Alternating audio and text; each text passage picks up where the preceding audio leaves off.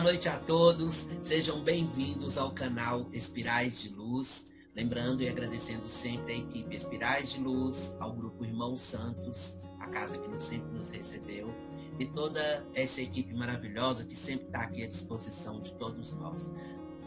Falo para vocês para curtirem a página no Facebook Espirais de Luz e se inscrever no canal do YouTube Espirais de Luz, que é lá que a gente publica as nossas palestras. Bom, hoje é um tema interessante, porque é um questionamento que até eu mesmo já fiz há muito tempo atrás para alguns desses expositores, né, que nós temos aí, que são pessoas maravilhosas, sempre a trabalho da espiritualidade. Ler ou não ler romances espíritas? Olha, eu vou começar falando para vocês que a leitura, ela é um ato, né, muito antigo, mas muito. É a primeira manifestação de comunicação que o ser humano possui. Então, vamos começar falando que em 18 de abril de 1857, nós tivemos, graças ao trabalho da espiritualidade bondosa, amiga, que sempre está conosco, o lançamento do Livro dos Espíritos. E ali começava a codificação de Allan Kardec, ou nosso querido Hippolyte Léon Denis Rivail, que é o professor que foi lá que estudar aquelas mesas girantes que aconteciam nos lugares públicos da França. E o mais interessante, né, disso tudo é que ali começava a codificação. São 5 livros: Livro dos Espíritos, Livro dos Médiuns, o Evangelho segundo o Espiritismo, o Céu e o Inferno e a Gênese, que são assinados por Allan Kardec. Bom, no Brasil, isso aí naquela época, 1857, esses livros, eles viajaram o mundo. Várias pessoas levaram para vários lugares essa informação sobre o Espiritismo. Então, ali foi criado o Espiritismo. Ali surgiu o Espiritismo como doutrina. Bom, depois de muitos anos, em 1932, né, não muitos anos assim, né, 1932, nós temos o presente de Deus para o Brasil, que se chama Francisco Cândido Xavier. A partir de 32, foram mais de 400 obras espíritas escritas por esse médium, e esse médium, ele simplesmente enfatizou algo super importante: o Espiritismo. E ele não trouxe só obras de estudos, ele trouxe assuntos científicos, filosóficos, mensagens evangélicas, contos, poemas, romances. Então é um conjunto de coisas. Bom, nesse patamar todo, lógico que tem os prós e os contras, né, gente? Porque falar de espiritismo e não ter pró nem contra é a mesma coisa, a gente está falando de nada. Espiritismo é uma doutrina que desenvolve o raciocínio, tanto na fé quanto na evolução.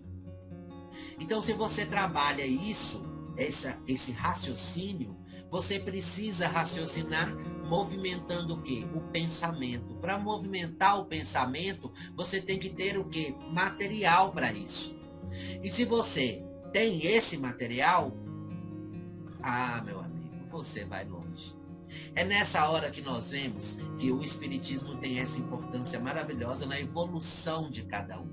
Quando Jesus Cristo disse na Bíblia: conheças a verdade e ela vos libertará, é porque a verdade, ela não vem acompanhada apenas de assuntos particulares envolvidos em sua vida.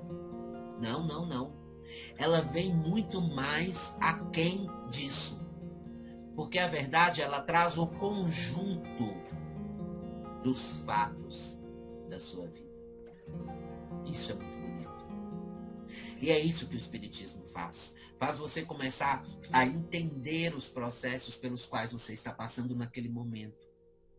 A parar de se lamentar tristemente, sofrer, se vitimizar e começar a entender que toda a vida todo momento, cada segundo, cada tempinho que você tem aqui nesse planeta, você tem para se aprimorar, para se melhorar.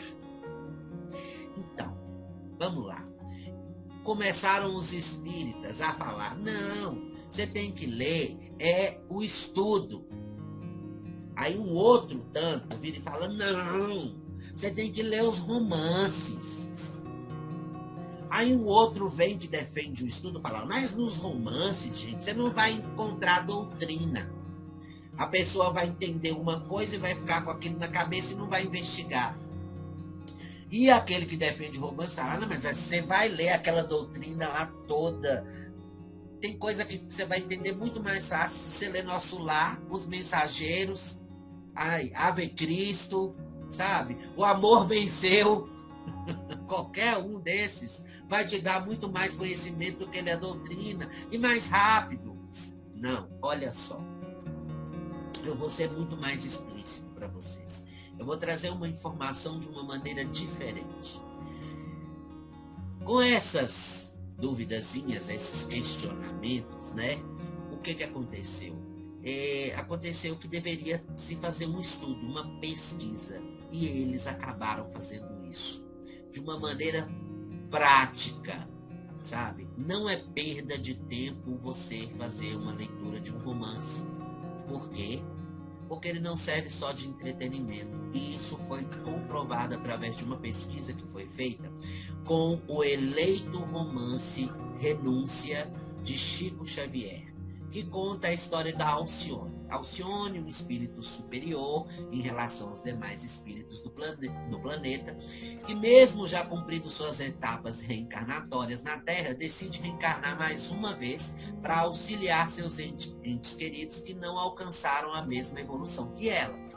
E aí, nessa história, durante a história, você vai ver que são identificados vários textos doutrinários que citam não só as obras de Kardec, mas a necessidade de evoluir, a necessidade principal de crescimento espiritual. Ou seja, o objetivo de educação do espírito proposto por Kardec em 1857, com seu primeiro livro dos Espíritos, está ali direcionado. E não é só em Renúncia, de Chico Xavier. Nós temos hoje em dia vários autores que têm várias histórias relacionadas a espiritismo. São vários romances espíritas que têm dentro do seu teor, dentro da sua constituição como leitura, trechos citados por esses espíritos que psicografam do Evangelho segundo o Espiritismo, do Livro dos Espíritos, da importância de Allan Kardec, da importância do respeito da espiritualidade, a importância da prece, a importância do perdão. Então, olha, quando eu comecei a questionar sobre esse fato, que é um fato, né?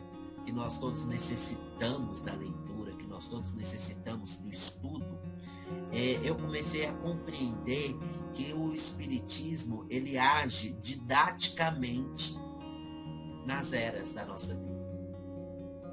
Vamos raciocinar isso dessa maneira. Olha só. Primeiro, a humanidade era desorganizada, era pagã e não acreditava na supremacia de uma energia superior chamada Deus, que é o nosso tudo, que é o todo, que é o Criador de tudo no planeta. Aí o que ele fez? A espiritualidade foi lá, conversou. Olha, Jesus, você é o governador do planeta Terra. Tá na hora da gente tomar uma atitude. Aí Jesus falou, não, eu vou tomar essa atitude. Eu vou para lá pro planeta. Ele veio pro planeta, passou o que ele passou, mas ele saía caminhando, gente, indo aos lugares.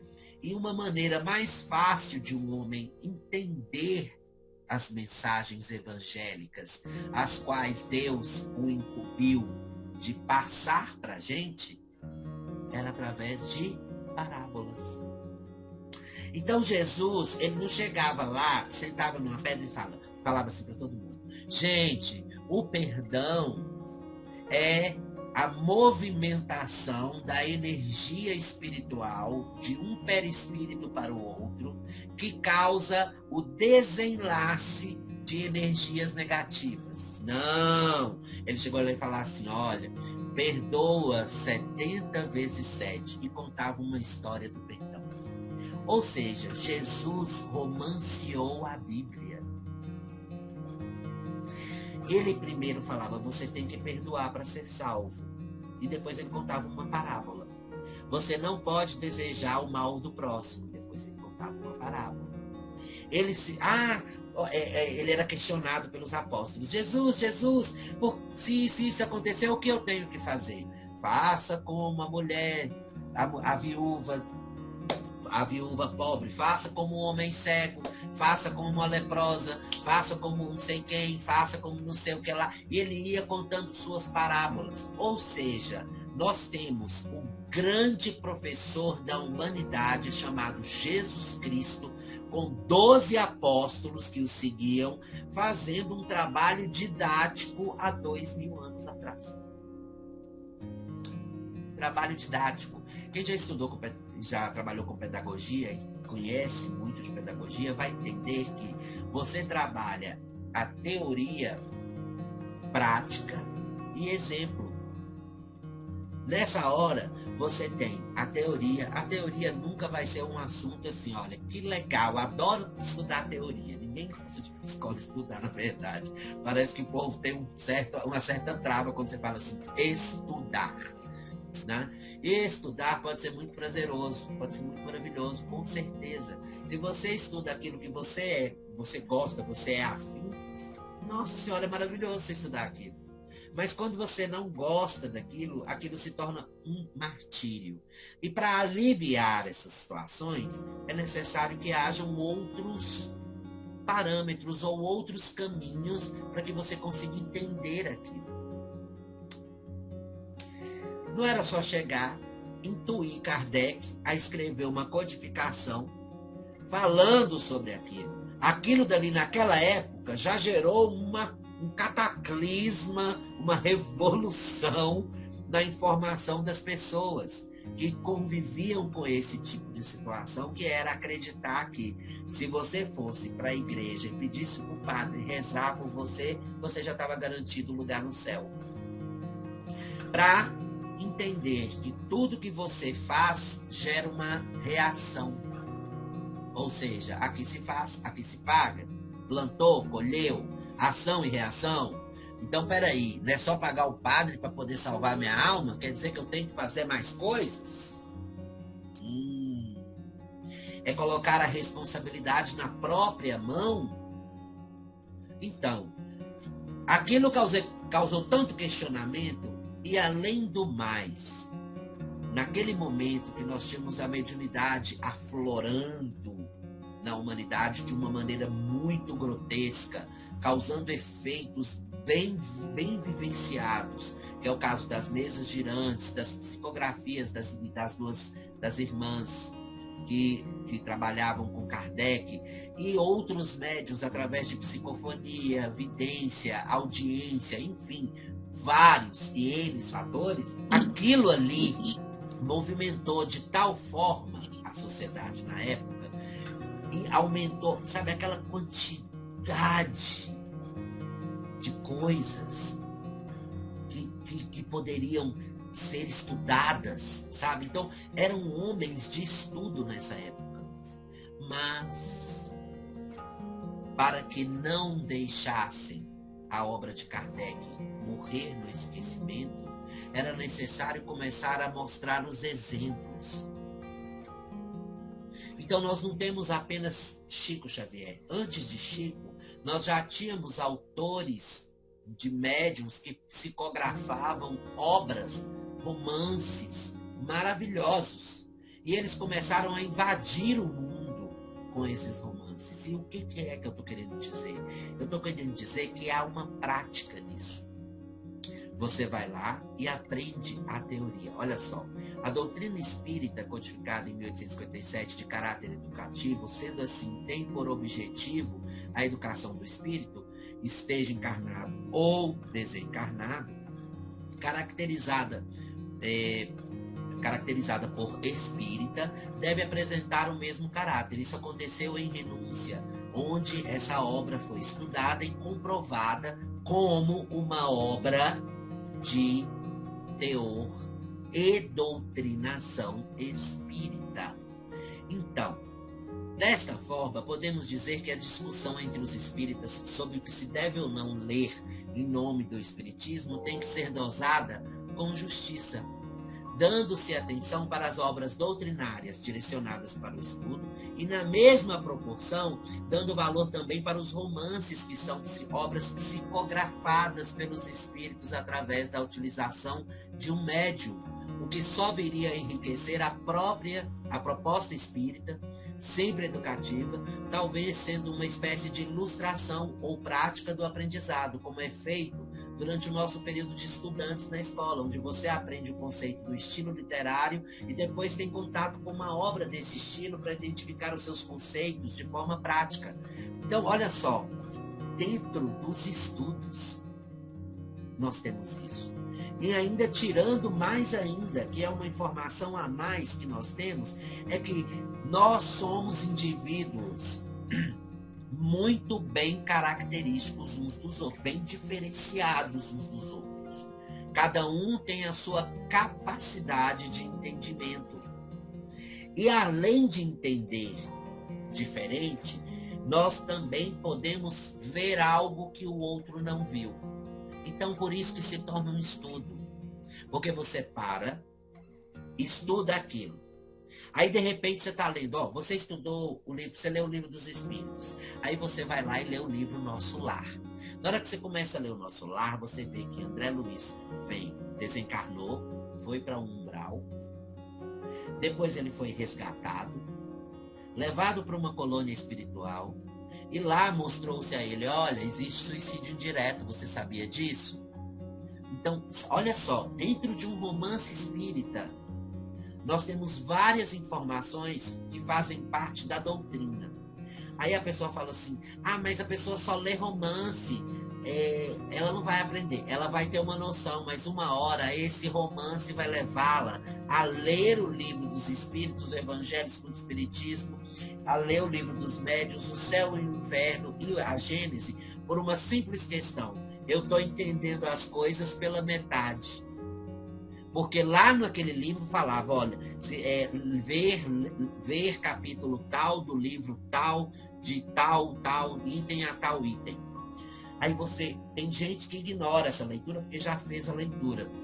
Mas para quem não fez, aquilo dali é uma coisa assim, é um alerta. Olha, leia isso. Aí você vai lá, quem é curioso, vai lá e pega aquele livro, abre o livro e fala, olha, menina, que está explicando por que aquele moço morreu na história.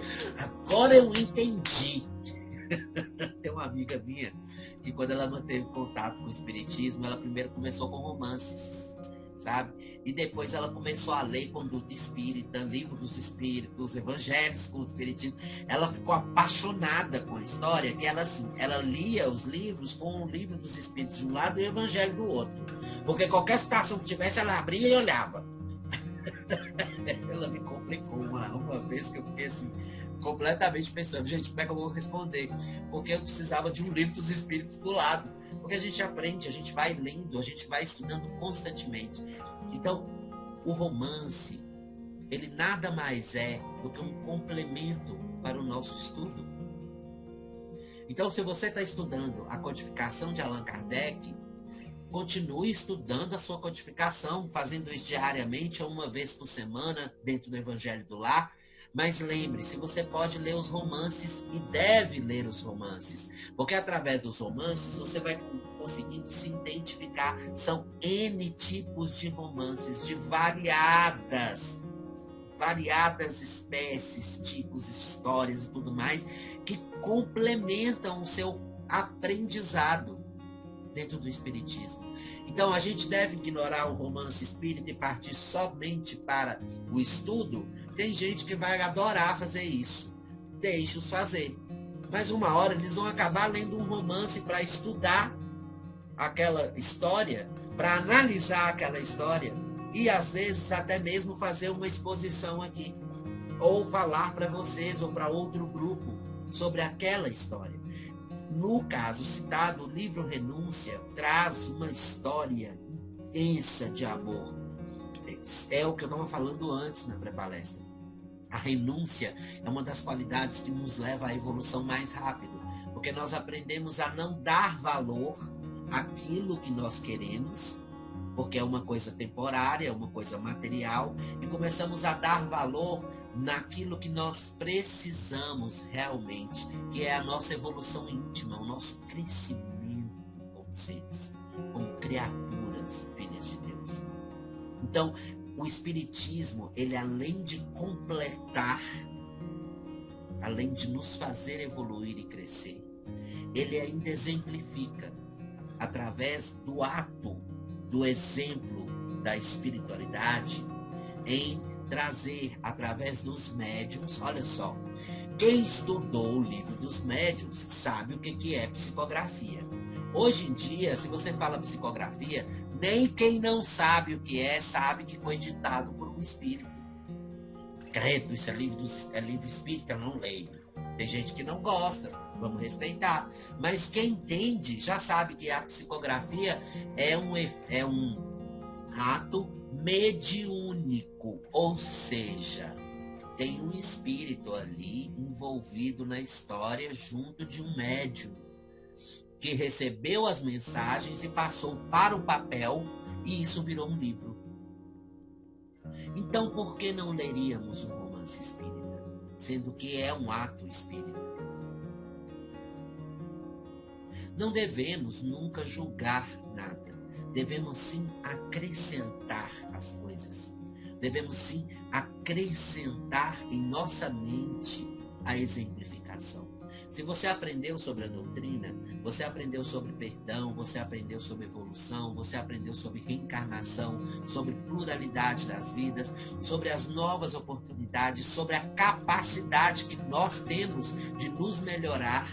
Olha só, nós temos a autocura dentro do nosso espírito, dentro da nossa essência. Se você começasse a ler o Evangelho segundo o Espiritismo, você ia descobrir que você mesmo é capaz de sair de momentos depressivos, de tristeza, de autovitimização, sabe? Você não precisa disso. O que você precisa, na verdade, é compreensão. Gente, dor no coração nós vamos sentir, tristeza nós vamos sentir, passar por problemas nós vamos passar, mas esses problemas e essas dores só vão ter intensidade na nossa vida se nós dermos importância a ela. É fácil? Não, porque a gente está no corpo físico, a gente sente aqui, ó, na pele. Mas não é impossível. Você para de sofrer. Você transforma o sofrimento numa escolha. Ah, eu vou passar por esse problema, sabe como? Sorrindo. Chega de chorar, chega de lamentar, chega de ser triste. Não, eu tenho esse problema? Ótimo. Vou fazer desse problema o meu degrau de evolução. Eu vou crescer com isso. E aí, onde é que a gente aprende isso? A gente aprende isso fazendo um estudo, com certeza. Porque Allan Kardec não veio à toa no planeta trazendo uma codificação. Foi programado pela espiritualidade aqui. Uma reencarnação daquele ser. Né? E além do mais, depois disso, nós temos vários modelos de vários livros sendo escritos por espíritos, mostrando, oi, humanidade, depois que nós largamos o nosso invólucro carnal, nós vamos para uma dimensão espiritual. E nesse local que a gente não leva nada daqui, vai só a nossa essência. E isso daí exemplifica de todas as formas, de todas as maneiras, o estudo, o entendimento, a compreensão. Então, vamos parar de discutir entre nós espíritas, lê isso ou lê aquilo, e passe a ler tudo. Faça os seus estudos, Leiam as obras que trazem o teor de explicação, de entendimento, de estudo, de tudo mais. Mas não se esqueçam de ler os exemplos, os romances. E temos aí uma gama de escritores de um lado e do outro. Então nós temos o médium e o espírito trabalhando juntos as duas dimensões, material e espiritual, a favor de exemplificar a doutrina que nos foi dada através de Allan Kardec. Eu espero que vocês tenham entendido que um é o exemplo do outro. E é isso que nós precisamos, que todos vocês evoluam, caminhem juntos de mãos dadas, associando conhecimento com prática. Porque quando nós falamos sobre espiritismo, nós falamos sobre reforma íntima. E a reforma íntima, ela só tem efeito com a prática dos estudos da doutrina espírita. Eu acho que o recado está mais que dado. A gente espera vocês aqui de novo no canal Espirais de Luz, no próximo tema, com certeza, feito com muito amor e carinho. Lembrando que a equipe Espirais de Luz, que está envolvida, sempre vai estar à disposição de todos através do Facebook, na página Espirais de Luz e no canal do YouTube. Se inscreva, ativa o sininho e vem com a gente. Beijos de luz, até a próxima.